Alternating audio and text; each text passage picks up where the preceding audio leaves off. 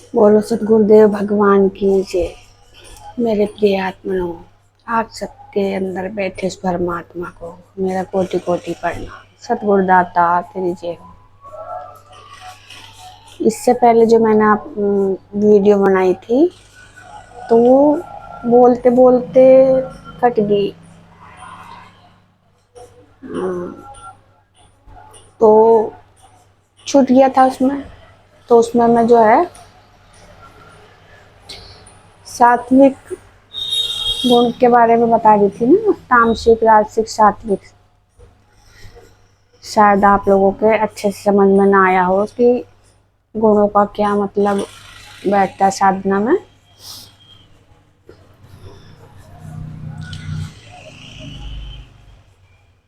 तो जिस टाइम इंसान साधना करता है तमोगुण सबसे ज्यादा होता है उसमें।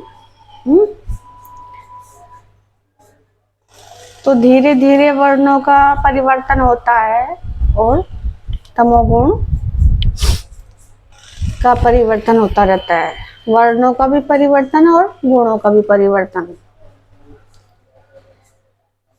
तो जो बीच का गुण है राजसिक गुण, वो आधा तम में और आधा सतोगुण में, तो उसे राजसिक गुण समझो।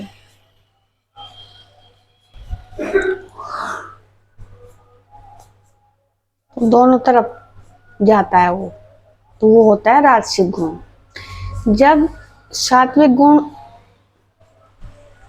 पार होता है, सात्विक गुण में आता है, तो ये दोनों गुण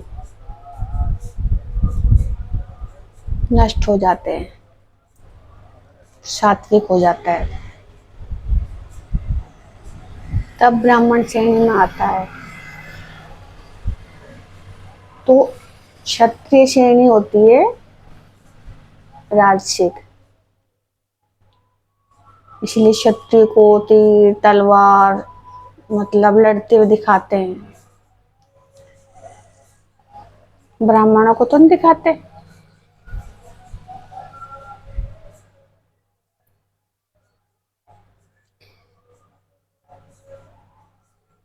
तो इसमें जो है चंद्र गुण, चंद्रमा का उदय होता है।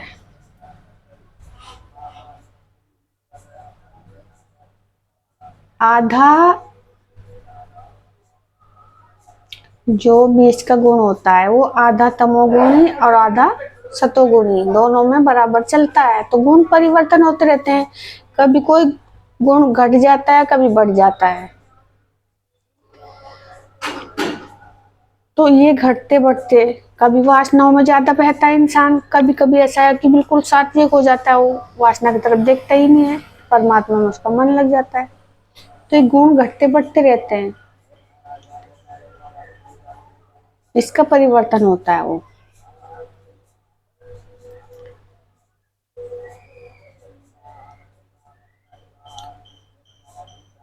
तो बीच का जो गुण होता है वो राजसिक, वो होता है क्षत्रिय गुण, क्षत्रिय श्रेणी।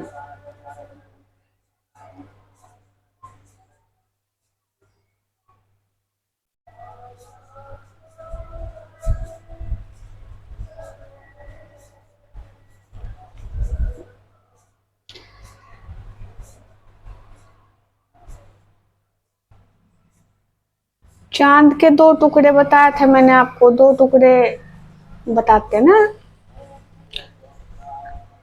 इस्लाम की किताबों में कि चांद के दो टुकड़े हो गए थे। तो चांद के दो टुकड़े होना,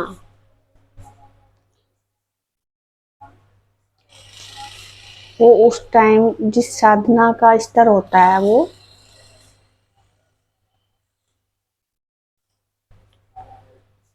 सात्विक में भी होता है और तामसिक में भी होता है, बीच का गुण चंद्र। इसलिए चंद्रमा के सहयोग से इंद्र ने अहिल्या के साथ जो है ये कर्म किया था ना। तो चंद्र के दो रूप होते हैं, इसको चाहे उठा लो चाहे गिरा लो। जैसे रावण को भी चंद्र खड़क दी थी, उसके पास भी तो पुष्पक विमान था, उसने भी तो साधना की हुई थी।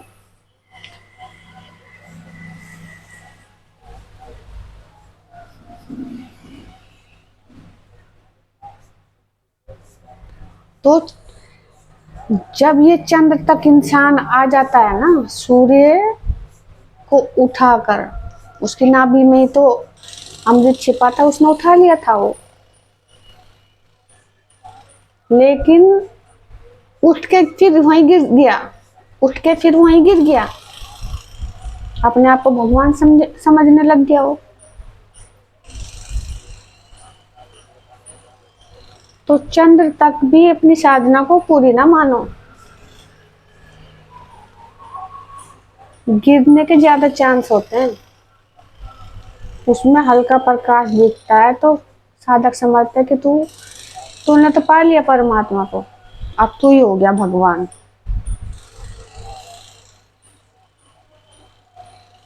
तो उसको अभिमान आ जाता है। ये हिरण्यकश्यप के साथ था, उसने भी तो साधना की थी, वो भी इस स्थिति तक पहुंच गया था, लेकिन फिर गिर गया। राक्षसी था ना, और रावण भी राक्षस था, और वेदों को ज्ञाता था, तो उसमें कुछ क्वालिटी थी, इसलिए उनके पिता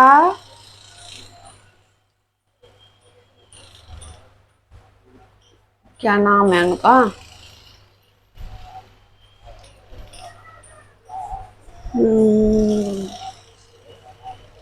ब्राह्मण थे वो, जो भी होगा आप लोग देख लेना।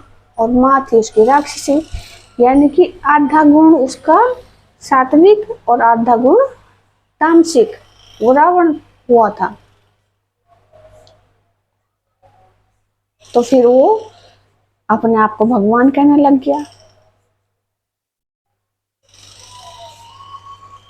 प्रकाश दिखता है, लेकिन पूर्ण प्रकाश को बहुत से तो जो आत्मा का प्रकाश होता है उसी को ही समझ लेते कि हमने देख लिया भगवान प्रकाश। पहले वो आत्मा दिखती है, आत्मा का प्रकाश। फिर बढ़ता बढ़ता बढ़ता, जैसे चांद बढ़ता बढ़ता बढ़ता पूर्णिमा का बढ़ जाता है ना, तो वो प्रकाश बढ़ता बढ़ता बढ़ता है। इतनी आसानी से पूर्ण प्रकाश नहीं मिलता, पूर्ण प्रकाश हो जाता है वो पूर्णिमा के दिन। वो सूर्य चला जाता है, वो मणि। हम्म?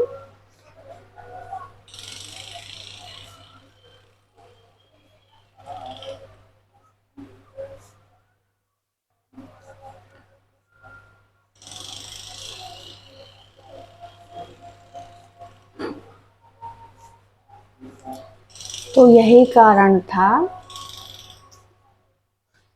फिर उनकी मृत्यु होती है, उनकी साधना गिर जाती है। अभिमान इंसान को नीचे गिर देता है।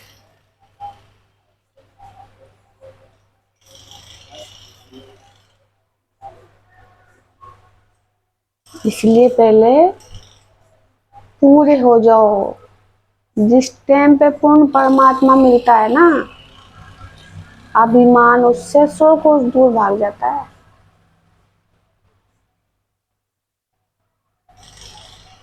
किसी बात का अभिमान नहीं होता उसको फिर, ना अपने ज्ञान का, ना अपने रुतबे का, ना अपनी दौलत का, ना अपने शरीर का, किसी चीज का कोई अभिमान नहीं होता उसको।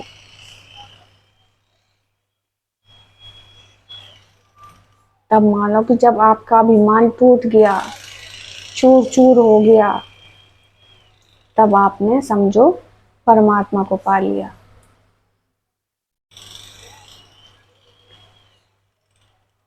किसी की बात का आपको कोई फर्क नहीं पड़ रहा है,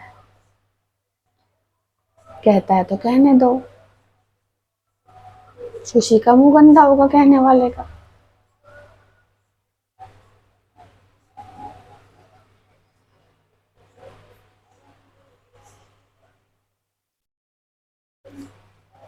तो वीडियो तो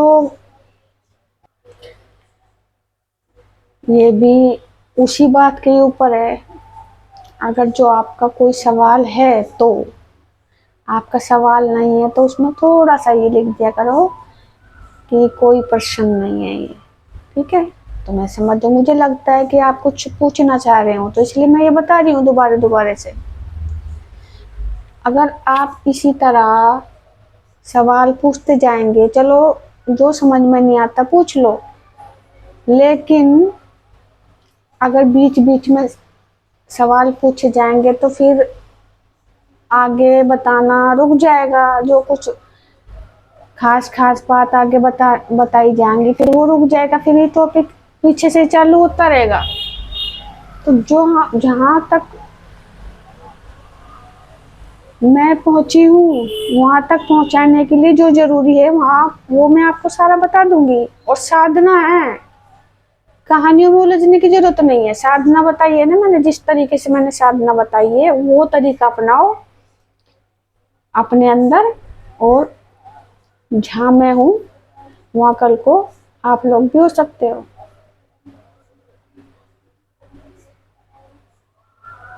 तो परमात्मा तक पहुंचने का साधन साधना,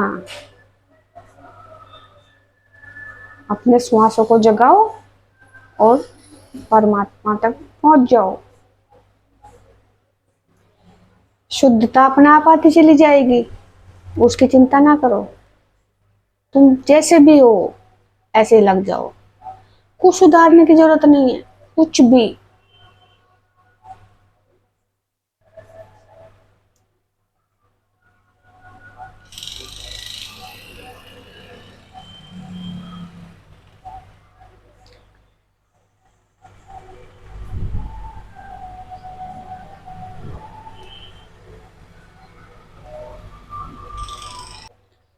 तो जैसे चांद दो रूप बदलता है ना, एक घटता घटता घटता है, एक बढ़ता बढ़ता बढ़ता है। 15 दिन घटता है, 15 दिन बढ़ता है। ये आधा तामसिक में और आधा सात्विक में, आधा हिंदू आधा मुसलमान। इसलिए वो चांद के दो टुकड़े, यानी कि हिंदू मुसलमान, आधे मुसलमान वासनाओं में और हिंदू साधना में। लेकिन आप लोग ये ना समझो कि अभी जो पैदाइश है आपकी ये हिंदू मुसलमान की है। पहले आप मेरी पूरी बातों को समझना, तब ये फैसला करना, अपने आप पे गर्व करना कि हम हिंदू हैं या मुसलमान हैं।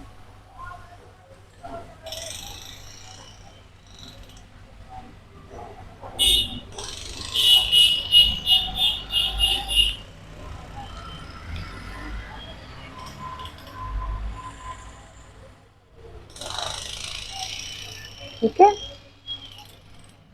अभी बात शुरू हुई है, आगे अभी बहुत बातें हैं। तो ये सिर्फ मैंने आपको चांद के दो टुकड़े,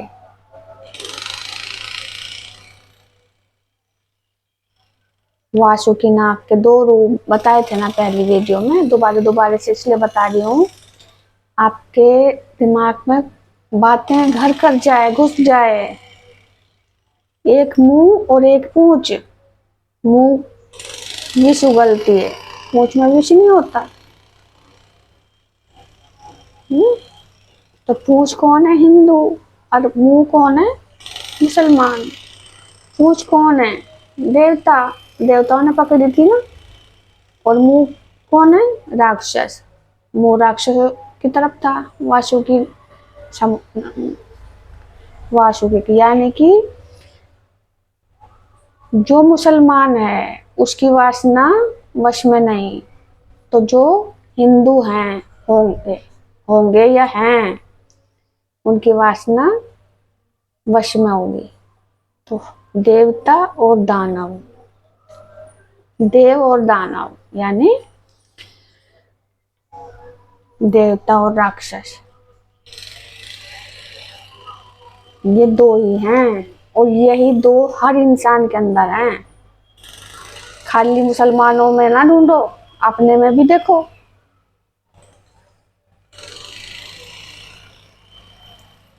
जैसे पैदाइश ब्राह्मण नहीं है, ऐसे पैदाइश हिंदू मुसलमान भी नहीं है। इस बात को अच्छे से समझ लो।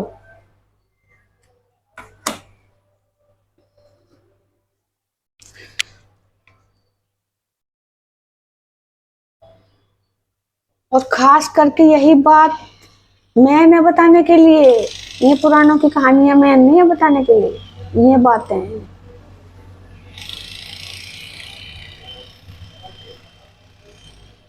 इनसे आपका उद्धार होगा।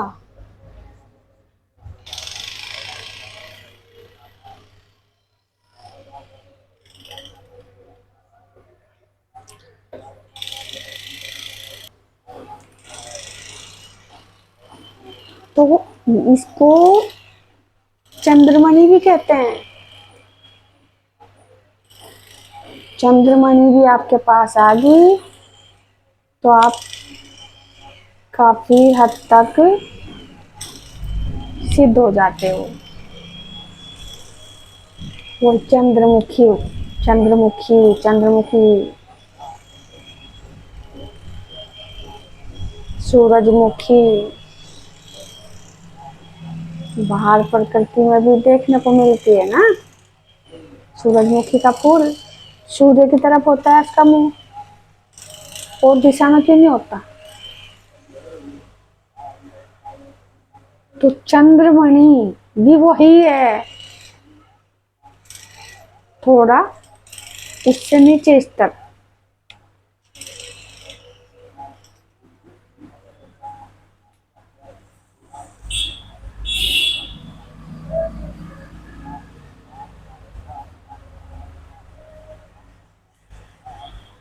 अच्छा, पारसमणि, पारसमणि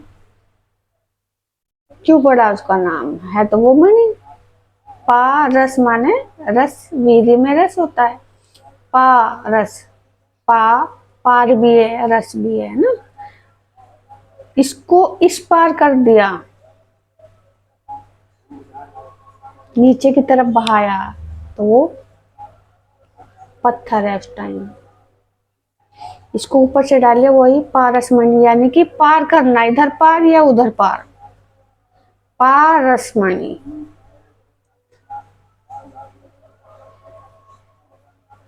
तो समझने के लिए छोटे छोटे शब्दों को भी चेक करना पड़ता है।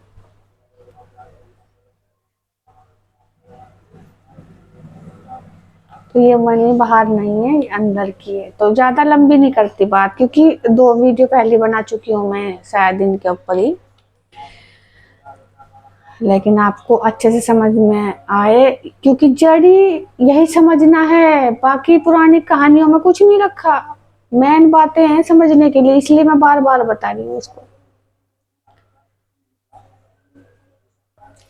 इसलिए रावण के पास क्या थी? चंद्र खड़क।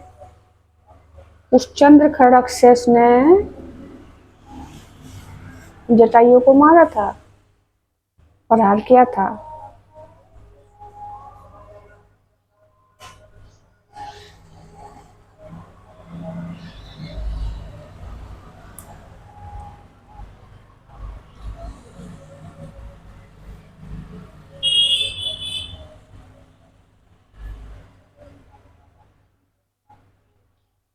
और जटायु,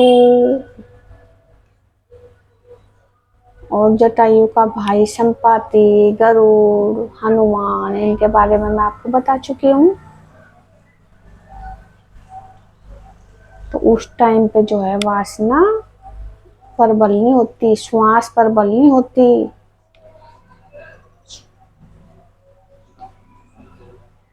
उस टाइम उसको हराने वाला, मारने वाला रावण था, रावण के पास था। लेकिन वो थोड़ा अहंकार आ गया था उसमें, इसलिए उसको गिरना पड़ा। चलो छोड़ो इन बातों को, और अब बात करते हैं। अब मैंने का पहली वीडियो में आपको ब्रह्म राक्षस के बारे में बताई थी ना। तो ब्रह्म एक राक्षस होता है और एक ब्रह्म राक्षस, होते दोनों राक्षस हैं। तो ब्रह्म राक्षस क्या है और राक्षस क्या है? साधना से पहले वो राक्षस प्रवृत्ति ही वो राक्षस है, साधना से पहले। और जिसने साधना कर ली और फिर वो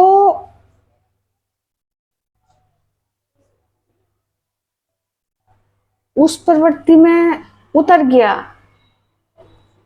साधना के दौरान, जैसे रावण ने साधना की और फिर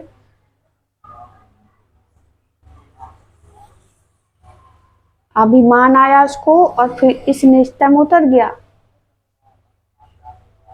तो उसको कहते हैं ब्रह्म राक्षस। रावण क्या था? ब्रह्म राक्षस, आधा राक्षस आधा ब्रह्म।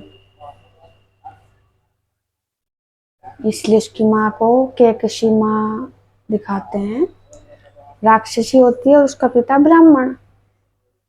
ब्राह्मण ब्रह्म का रूप ब्राह्मण, और राक्षस का रूप ये उसकी माता कैकसी। तो वो होता है आधा राक्षस आधा ब्राह्मण, उसको कहते हैं ब्रह्म राक्षस। इसी तरह हिरण्यकश्यप था वो। तो जो ब्रह्म राक्षस होते हैं वो इतनी आसानी से नहीं मरते।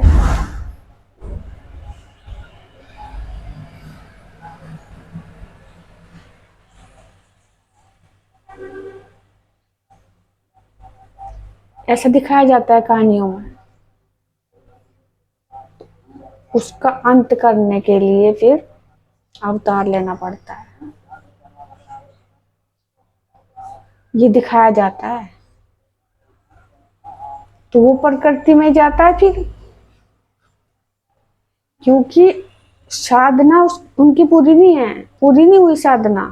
वो आधा राक्षस आधा ब्रह्म, पूर्ण ब्रह्म पूर्ण साधना में होता है वो ब्राह्मण। तो वो ब्रह्म राक्षस है जिनकी आधी साधना होती है और आधा वो वासनाओं में बहते हैं।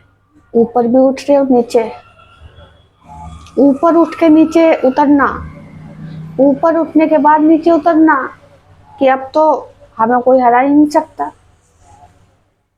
इसलिए रावण की लंका जली थी फिर वो।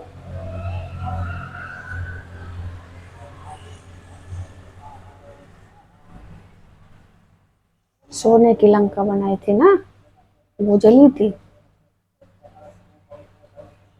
तो सोने के भी दो रूप हैं। एक सोना कहते हैं वासनाओं में बहना सोना, और एक सोना सात्विक गुण। इसलिए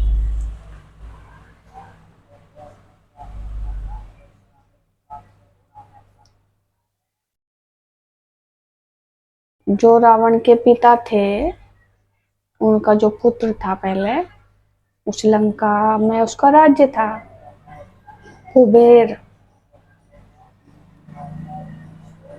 धन का देवता कहते हैं ना, धन। इसलिए इस धन का देवता ने उस धन का देवता, उसको रावण ने निकाल दिया था, अपना बैठ गया वहां। तो वो जो सोने की लंका सात्विक थी, वो तामसिक लंका बन गई सोने वाली। तो उसको किसने जलाया? हनुमान ने।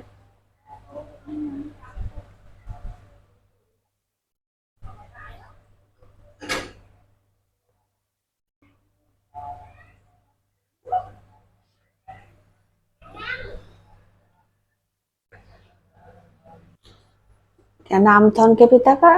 विशर्वा, ऋषि विशर्वा।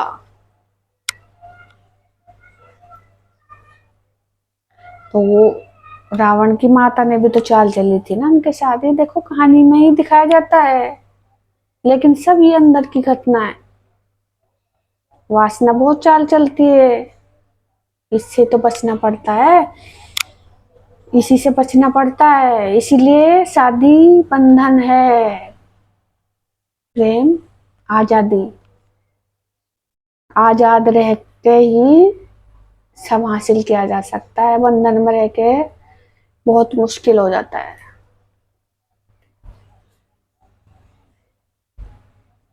बंधन में सब बन जाते हैं,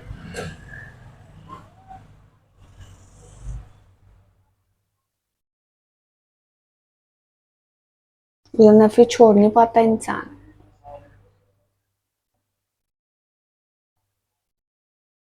आसानी से नहीं छोड़ पाता, छोड़ने को छोड़ देगा, लेकिन आसानी से कुछ नहीं होता। दूसरे का तो फिर मन दुखेगा, सब खुशी से थोड़ी छूटते हैं।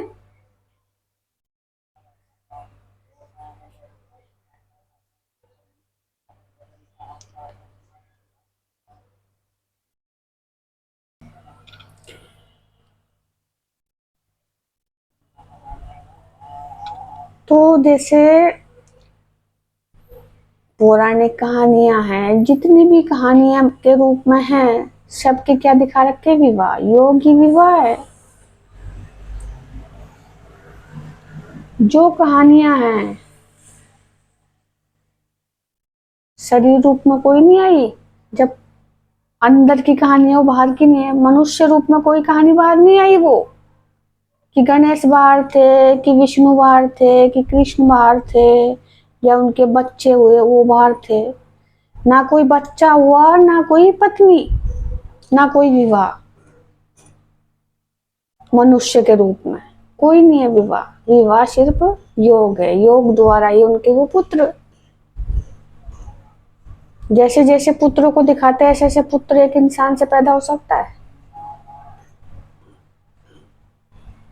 साधना के पुत्र हैं वो। जैसे शनिदेव को भी दिखाते हैं कि पैदा होते पानी कुएं में पैदा हुआ, अपनी माँ उसकी बेहोश होकर कुएं में गिर गई और वो अपनी माँ को उठा के लाया, पढ़ाया। हकीकत में ऐसा हो सकता है?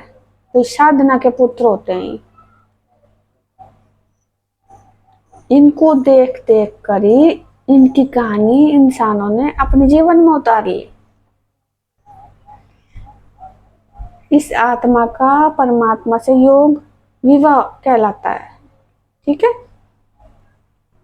और पुत्र साधना का, जब परमात्मा प्रकट होते हैं वही उनके पुत्र रूप में साधना होती है। वो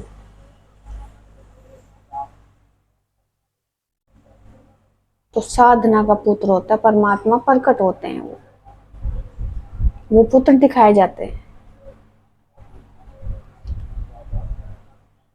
और जैसे पत्नी होती हैं, ये भी साधना के योग हैं। जैसे रुक्मणी है, ये मणि यहाँ के रूप की वो रुक्मणी बन गई। राधा कृष्ण का प्रेम दिखाया है, प्रेम से परमात्मा प्रकट होते हैं। तो राग ही राधा है, राग इंसान के जीवन में पैदा हो गया परमात्मा के लिए, प्रेम के लिए, वही राधा है। तो उनका योग हो गया, तो राधा को भी लगा देते हैं, वो उससे बताते हैं कि राधा भी उनकी प्रेमिका या पत्नी थी, योग हो गया। और से उसको प्रेमिका समझते हैं, कोई उनको बताता है कि उनकी शादी भी हुई थी, ब्रह्मा जी ने करवाई थी। मेरे पे तो कोई पोथी पुराण नहीं है, इसलिए मैं खुल के इस बात को नहीं बता सकती। लेकिन इस तरह बाहर संसार में इंसान के रूप में ऐसा कुछ नहीं हुआ। अंदर के विवाह हैं, अंदर के पुत्र हैं। अच्छा, जैसे राक्षस ब्रह्म राक्षस होता है, ऐसे काल महाकाल वो भी एक इंसान के अंदर ही है, राक्षस ब्रह्म राक्षस। ये भी काल महाकाल सब इंसान के अंदर इस परमात्मा के ही अनेक रूप हैं। ठीक है, तो काल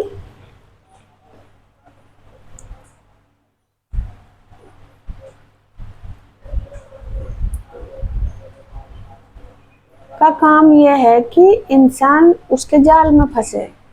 उसने कहानियों को इस तरीके से पेश किया,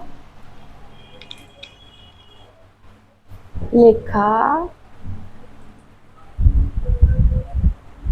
कि इंसान इनमें उलझ जाए, और आज सारी इंसानियत इसमें उलझी पड़ी है। विवाह कर करके कोई आजाद नहीं है, सब बंधन में बंध गए, विवाह के बंधन में।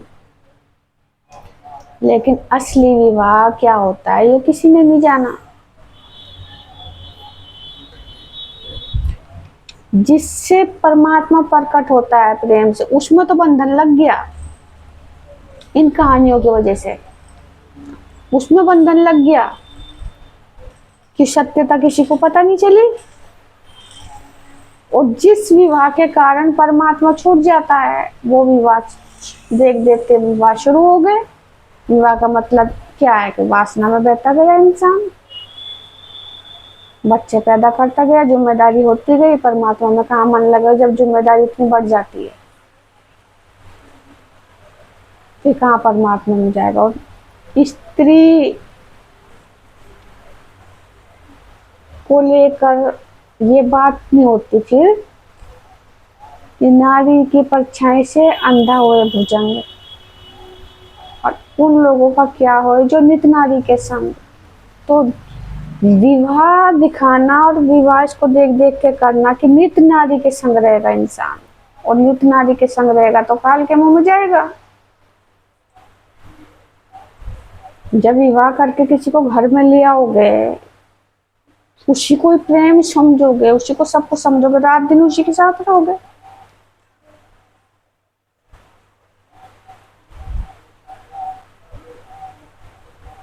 धुआं कहाँ उठेगा जहाँ आग और फूस एक साथ होंगे, मतलब धुआं उठेगा। धुआं उठता है जब साथ रहते हो। प्रेम को आजादी मिले तो इतना साथ रहने की आवश्यकता ही नहीं पड़ती। परमात्मा भी, परमात्मा में आराम से लगता है, कोई पीछे की टेंशन नहीं रहती, ना इसमें बनता है इंसान। तो इनको देख के उसमें पाप बता दिया, जैसे अहिल्या के साथ इंद्र ने किया तो उसको श्राप दे दिया। तो उसको देख के समझ लिया इंसान ने कि पर पुरुष के साथ, पर पुरुष किसी के साथ करे या स्त्री किसी के साथ करे तो वो पाप है। जब ऋषियों ने श्राप दिया इस काम से तो ये पाप है। समझने वालों ने ये समझाया आपको, आप भी ये समझ बैठे हो। वो इंद्र अंदर का है, वो अंदर का इंद्र परेशान करता है जब तक हमारी साधना, हम में तमोगुण है। साधना में कर, साधना से पहले या साधना कर रहे हैं तो पहले तमोगुण परेशान करता है। तो उस टाइम सारे देवता क्या होते हैं, तमोगुणी।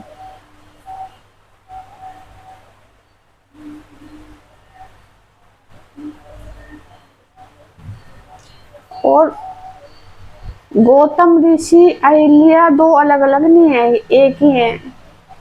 अलग अलग नहीं है, ये एक ही है। गौतम ऋषि वहां गया, उसको कैसे पता चला, वो भागा भागा कुटिया में आया, फिर वो चांद देखा उसने, मुर्गे मार्गे बोले, भागा भागा आया। उसको एहसास हो गया वहां क्या हो रहा है मेरे साथ। तो तालाब नदी से बाहर निकल के घर आता है वो। तो गलती की थी इंद्र ने, उसने अपनी पत्नी को पत्थर क्यों बनाया, उसकी तो कोई गलती नहीं थी। लेकिन उसकी पत्नी का मतलब अपने अंदर की वासना को पत्थर बनाया उसने, श्राप दे के। इसको मैं अच्छे से, अभी मैंने पूरी कहानी भी नहीं देखी है। उस पत्थर तो राम का नाम नहीं ले सकता, साधना करने वाला ले सकता है, गौतम ऋषि ले सकता है। तभी राम आए थे उसको छूने के लिए, राम ने छुआ और वो फिर स्त्री बन गई। इतने वो श्रापित रही।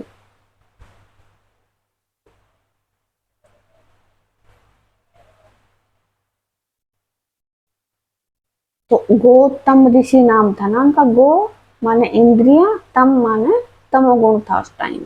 तमोगुण था उस टाइम, इसलिए इंद्र हावी हुआ उसके ऊपर।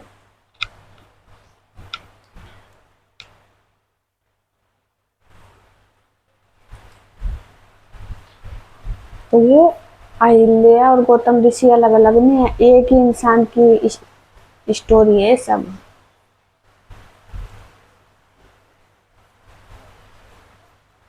ठीक है। और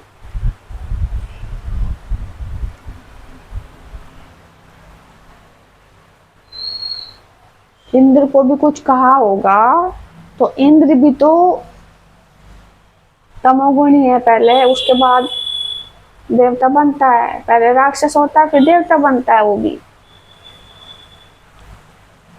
तो सब अंदर की घटना है, सब अंदर की घटना, लेकिन समझने में आसानी से नहीं आती है।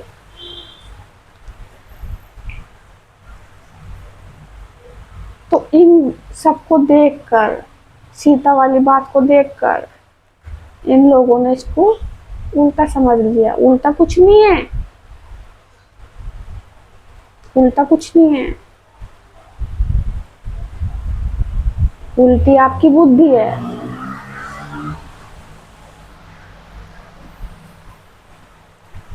इसको और अच्छे से मैं अगली वीडियो में समझाऊंगी, क्योंकि यही मेन मुद्दा है, प्रेम और विवाह।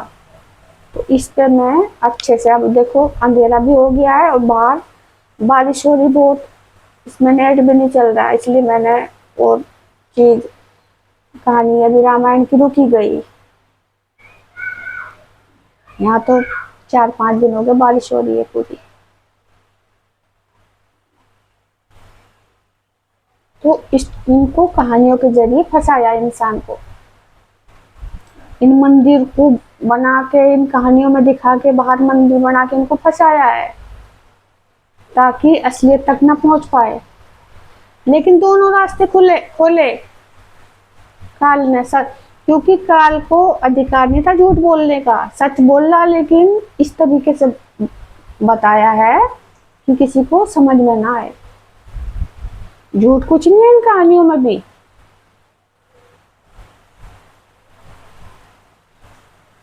इसीलिए कहती हूँ साधना को समझो बस, जो कुछ समझने के लिए है ना वो साधना है, बाकी कुछ समझने के लिए नहीं है। अपना अपनी जिंदगी सुधारना चाहते हो तो, अपनी आत्मा को सुधार चाहते हो तो, मोक्ष मुक्ति चाहते हो तो साधना को पकड़ो।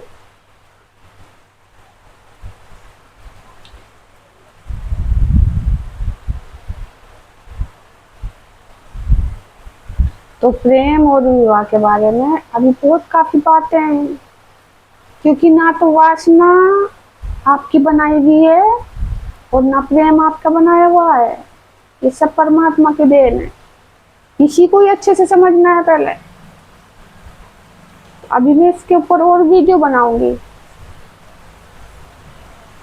तो अभी टाइम ज़्यादा हो गया, तो अगर आपका सवाल है तो नीचे लिख दिया करो, ठीक है? नहीं है तो इसका थोड़ा सा संकेत मेरे को दे देना कि आपके समझ में आ गया। मुझे सवाल जैसे लगते हैं नीचे लिखे हुए, जैसे मैंने दिखाया था आपको, इसलिए मैं दोबारा दोबारा इनको बताती हूँ। चाहे ना हो, लेकिन जैसा लिखा है, पूछा गया है, इस तौर पे ये सवाल जैसे लगते हैं कि कोई अच्छे से जानना चाहता हो। और इन बातों को मैं अच्छे से बताना भी चाहूंगी, क्योंकि बहुत लोगों के साथ अत्याचार हो रहे हैं इन मामलों को देख के। बहुत लोगों के साथ अत्याचार हो रहे हैं, क्योंकि सबने इसको पाप बताया।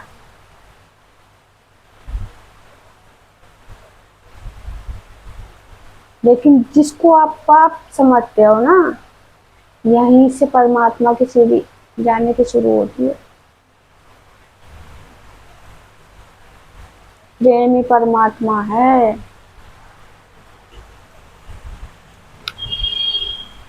तो प्रेम को स्वतंत्र करो अपने बंधन से। इसके बारे में एक वीडियो और बनाऊंगी मैं, क्योंकि जो अत्याचार हैं जिनके ऊपर शादी के बंधन में बंधने की वजह से, तो उसमें भी थोड़ा सुधार आए, इसलिए मैं एक वीडियो इसमें और बनाऊंगी, ताकि आप लोगों को भी अच्छे से समझ में आए और इस लाइन पे आप चलो। और मैं देखो किसी के साथ कोई जबरदस्ती नहीं कर रही, मैं सिर्फ बात वो रख रही हूँ जो मुझे सही लगती है, सत्य लगती है।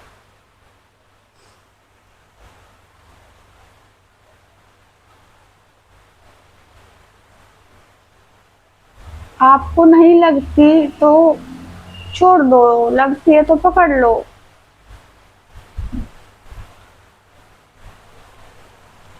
मेरी बातों को सुन के आपको ये लगता है कि हाँ कुछ इसमें सत्य है, तो उसको पकड़ लो। पकड़ोगे तो फायदे में रहोगे, नहीं पकड़ोगे, इसको गलत समझोगे तो अपने साथ आप लोग गलत करोगे। इसको मैं और अच्छी तरह से अगली वीडियो में समझाऊंगी, क्योंकि ये टॉपिक बड़ा है। अभी देखो 42 मिनट हो गए, और ये टॉपिक कल मैंने इसी टॉपिक पे जो है, क्यों मैंने उसमें लिखा हुआ देखा था ना कि प्रेम और विवाह में क्या अंतर है, तो ये 1 घंटे की वीडियो बन गई थी। इसलिए अब इस बात को उठाने का टाइम नहीं है, लंबी हो जाएगी बहुत वीडियो।